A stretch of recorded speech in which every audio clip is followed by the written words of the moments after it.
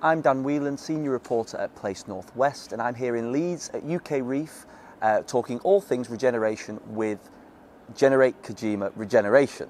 I'm joined by Kate Picks and Richard Ingham, and we're going to talk about all the projects that they've got going on across the country, from Knowsley to Newcastle and beyond. Tell us about the joint venture. Well, the Genr8 Kajima partnership began with our scheme at Rochdale Riverside. We came together with Kajima back in over 10 years ago now. Kajima were keen to get into urban regeneration, having been heavily involved in PFI and other projects, working with the public sector.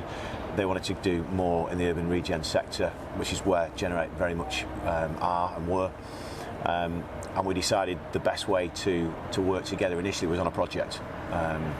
Rochdale Riverside, as with most regeneration projects, was many years in the delivery, and having successfully delivered Rochdale Riverside Phase 1 in 2020, we'd always planned, based on the success of that we would then come together corporately to form a new vehicle, a new company, that we would then do more schemes such as...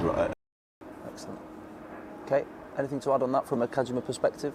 I think for us, we were always keen in the PFI kind of public sector, private sector partnership, and to move into urban regeneration, we needed to partner with someone who was already in that space, and Genr8 were the obvious kind of contenders in terms of the Rochdale project. And as I mentioned in my intro, you're active across the country in very different schemes, so just give us an overview of what you've got going on at the moment. So at the moment at GKRL, we're looking at schemes in Newcastle, we're looking at a scheme in Huyton, which is in Knowsley, we are a preferred partner in a scheme in Winchester, and we are looking at other schemes up and down the length and breadth really of the country.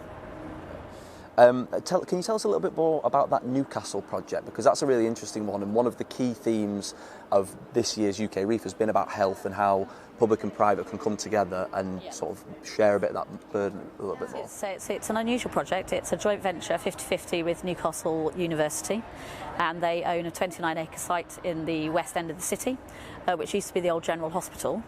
I don't know if you know, but Newcastle's area of expertise and research is ageing and living well with ageing. And so essentially we are creating them an area called the Health Innovation Neighbourhood that will look at specialist housing that kind of links back to their research and the research that they do. But I think we're more keen for the whole kind of Health Innovation Neighbourhood to be part of that West End kind of part of Newcastle.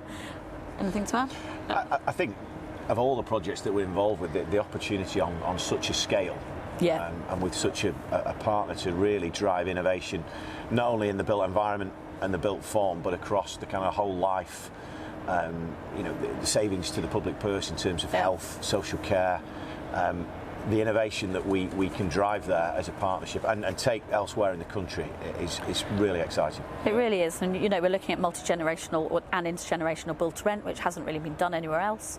And if we can actually make it work both in the funding capacity and in the actual design capacity of how you use the common space, then it will be something that can be kind of rolled out across the country and quite exciting. And that project is not just residential. No. The university will be involved from both a research academic perspective, and we will deliver commercial space complementary to a lot of those specialist academic elements. Okay, sounds quite an innovative approach. So you've got projects all over the country, as I said, very different, and you've kind of seemed to have perfected the art of the public-private partnership. You're good at winning those jobs. What's the secret to that success?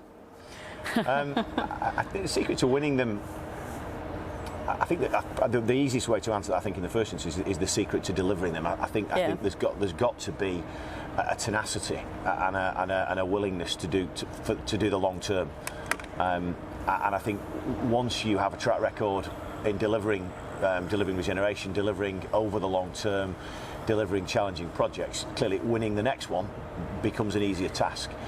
I guess in terms of the process itself, Kate will probably expand on that, but I think trying to be transparent and open from the beginning.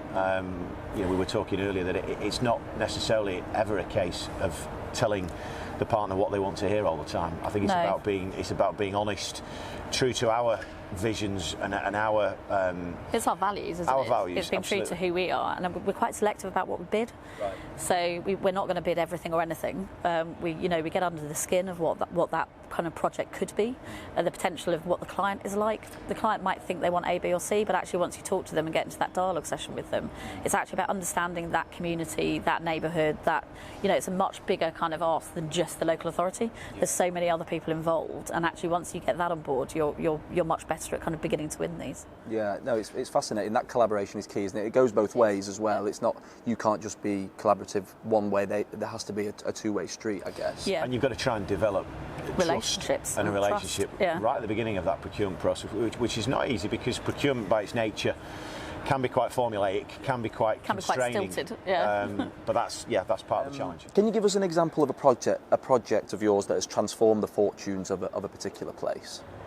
I think the obvious answer to that would have to be Rochdale, but Richard could probably give more detail on Rochdale Riverside. Yeah, I think it's a project that whilst major retail-led regeneration, perhaps there will not be that many more schemes of the scale of Rochdale. It was entirely appropriate for the place. It was appropriate for the regeneration need. Rochdale was suffering huge leakage in terms of people from a retail perspective. Shoppers went to Bury, to the Rock, they went to the Trafford Centre, they went to Manchester, and the number of people that actually stayed in the town was staggeringly small. Right. Most of the retail, the likes of the classic Guardian article from whatever it was, 2012, McDonald's even chose to leave. Yeah. Many of the big retailers that were in Rochdale were looking to leave, and many of the big retailers that should have been in Rochdale weren't there. Yeah. So in terms of what's been delivered, in terms of, I think we're at now 97% occupancy in terms of the scheme. Bearing in mind that scheme opened in April 20 clearly during COVID. A huge success in attracting both big national retailers and some more sort of local independents as part of some of the existing heritage buildings. It genuinely has transformed. And particularly locked in now a lot of that footfall and that leakage that was going elsewhere. And then on the back of the success of Phase 1, Phase 2 has got a Hampton by Hilton hotel and built a build-to-rent product, neither of which 10 years ago, 5 years ago, you would perhaps have considered would work in Rochdale. Yeah, absolutely. I'm interested to get a little bit under the skin of how well you think the local authorities understand what they need. Is it a case of they have an idea and you come in and go, that's a terrible idea, this is what you should do? Or how does it work? Do you feel like they've got a good grasp of how to bring town centres back to life?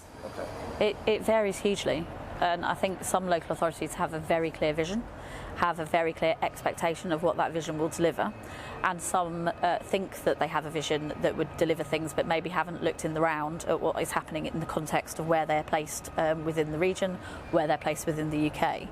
I think it varies hugely. I don't think we'd ever go into a local authority and say that's a terrible idea, but I think what we would do is work with them to say, well, actually the expectations you've laid out here probably won't be realised because of the context of where you are, or where you are as an authority, both kind of in location and also where they are as an authority. But I think it's a process that you just have to partner with them, and you have to be patient.